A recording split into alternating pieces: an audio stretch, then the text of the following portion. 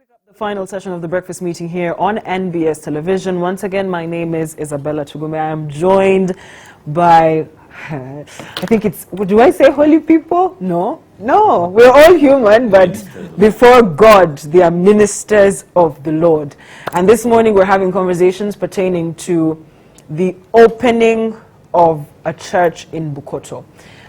St. Andrew's Church has been under construction for the last 10 years, and this Sunday, I think the date will be the 24th, St. Andrew's Church will be open for business, open for prayer. And one thing I actually also noticed is that Dalton and Kawesi will be getting married in that particular church. That's a story for us to discuss much later.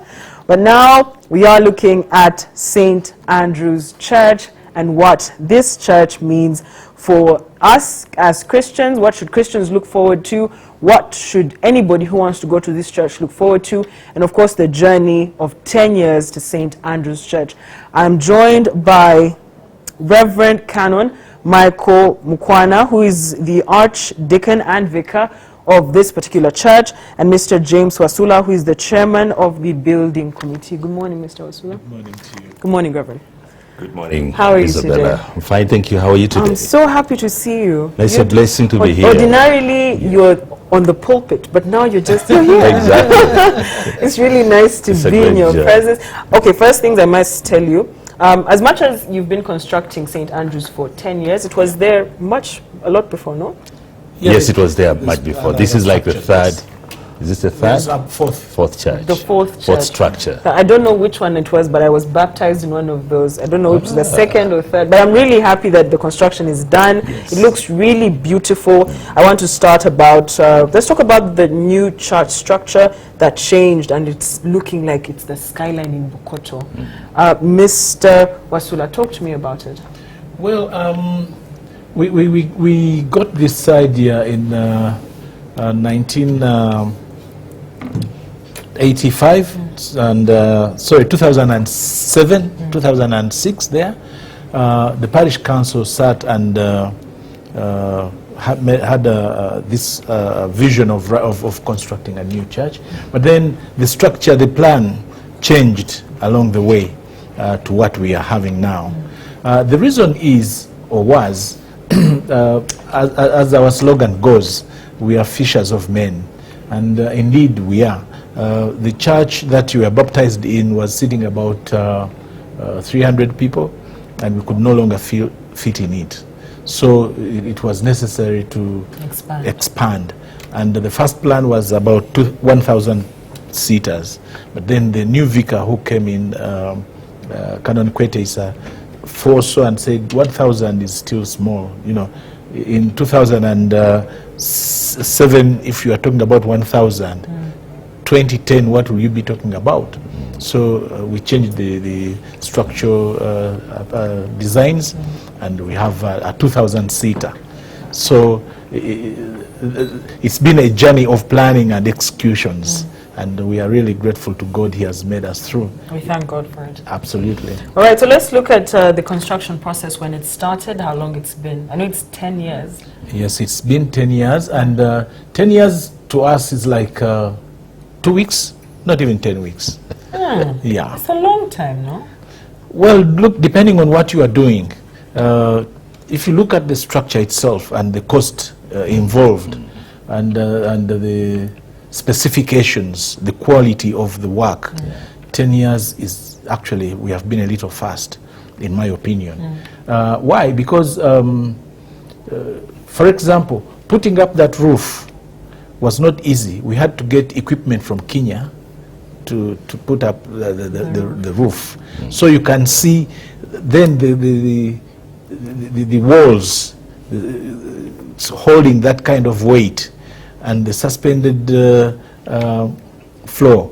You know, so it's been a little more technical, and we needed to go slow, but of course even funds, because we vowed not to take a loan from any financial institution, because we thought this is our sanctuary, God's sanctuary, and it's ours. God has given us the opportunity to build him a temple, so we said we must shoulder it. So I'm seeing that you did not get any loans from any financial institutions. No. How much money did you use to construct, and where did you get the money? Yes, for the last question is easier to answer. We got the money from Christians and believers. So when I say believers, when I say believers, I include non-Christians, because we received a lot of donations from non-Christians. We have been raising money from the congregants every Sunday, and they've never gotten tired. Actually, every Sunday they perform better than the previous Sunday. So they are enthusiastic about the project, and they like it, and they own it, and they dedicate it to God. So it has cost us about, and I'm saying about because some of the things were given to us in kind. So there is no actual figure that you can point to, but it's in the region of 10 billion. 10 billion shillings? Yes.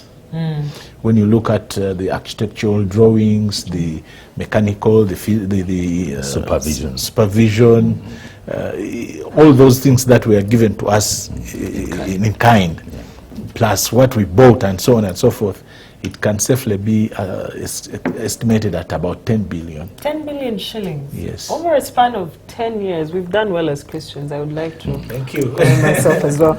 Reverend, if I may now go to you. First of all, those that know you and those that follow you know that initially your work is not going to start at St. Andrews. You started out at All Saints and had some work as you were part of the construction committee. Have you brought what guidance or what knowledge did you bring from there that has seen the construction of St. Andrews completed in a 10-year period? Thank you, Isabella. Indeed, I didn't just begin at St. Andrews. I had served earlier on in Mbale Diocese, where I was chaplain in Mbale High School. And when I crossed over to Kampala, I started off at St. John's Kamocha, where I did 8 years before moving on to All Saints Cathedral. And what have I brought over to St. Andrews in terms of the building project? I think at the time I came in, probably the project had already picked up, and I think a lot was going on well. Probably the area that I strengthened was the area of supervision. We purposed, as leadership, empower our chairman of the building committee and also our supervisor, Engineer Patrick Batumbia. And I think that added a lot of value in terms of speed, and that's how we are able to, open the church this coming Sunday. All right. Yeah. Would you have wanted to supplement on what he said? No, he has actually summarized in a nutshell. Okay. One thing I want to ask you about is the structure of St. Andrew's Church. The architecture, the features, the sitting capacity. What exactly went into all this? Was there a committee? He pointed out that the old Reverend had said 1,000 would be a short number. What made you guys push to 2,000, and then the structure of the church? I think at the time that decision was taken, I would say St. Andrews was going through some kind of rebranding. I think that's the time we also developed a strategic plan for 10 years. A lot of discussion went on. And I think it was clear where St. Andrews was headed, we needed a bigger facility, a more modern church, to fit the times. This is a church within the city. So I think all that went into that, and there was a lot of going back and forth, and finally it was agreed. They do the kind of structure, very elegant, it's beautiful. It's an iconic building, if you want, really, with 14 spaces, which you can turn into office space or ministry space.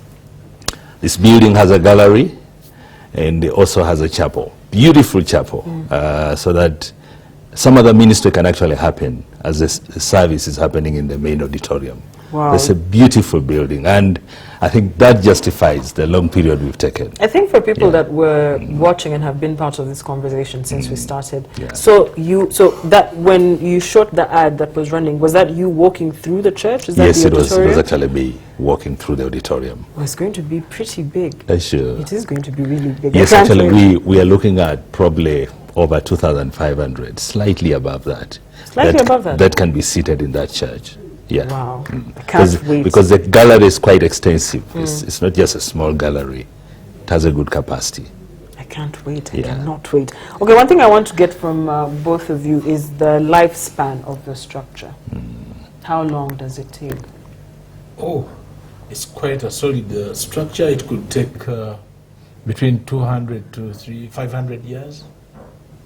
Yes, yes, because tests have been done by technical qualified people in engineering, and they have assured us if everything remains as it is in terms of the environment and so on and so forth, it will last between 200 to 500 years. It's a solid structure. Of course, not to say there will not be repairs. Certainly there will be maintenance. Maintenance, yes. Yeah, but in terms of how long it can serve, yes, 300 maybe to 500 years. So we would say that the construction process that took 10 years was justifiable, given the fact that it's going to last very justifiable, over 300 to 500 justifiable. years. All right, so if I may, Reverend, what value will the church add to Christians? I think it's a great value. I don't know whether when you last visited St. Andrews, but the church we've been using originally was a church hall. It was intended to be a church hall. If somebody is speaking at the front and you're seated at the back, you may not be able to see their face. There's a way it's, sloppy. This brings a whole new experience in terms of worship experience for the believers who will be in there. I think it's totally different. Sufficient light into the building.